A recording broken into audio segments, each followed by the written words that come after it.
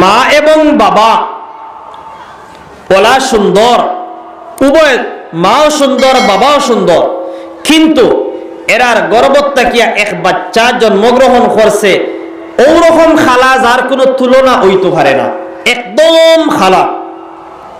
Hospital যখন নেওয়া হয়েছে তখন ডাক্তার হল চেঞ্জ হয়ে গেছে, আরে মাও সুন্দর বাবাও সুন্দর, বাচ্চাটা এত খালো কিতার লাগিয়া।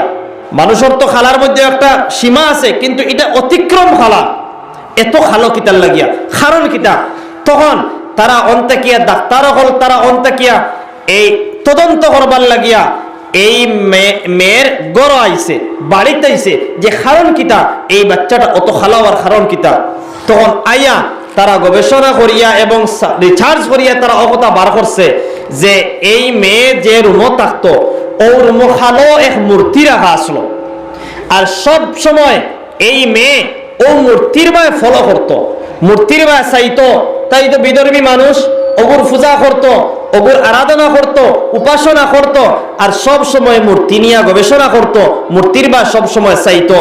ও ডাক্তার হলে এই কথা রিপোর্ট দিতরা যে আর কোনো কারণ নাই, একমাত্র ও কারণও যে এই খালো মূর্তির বাই মা বাচ্চা গর্ভত থাকা অবস্থায় বেশি বেশি চাওয়ার কারণে এই বাচ্চার সুরত, এই বাচ্চার সিরত বদলিয়া এই মূর্তির রঙে পরিণত হয়ে গেছে।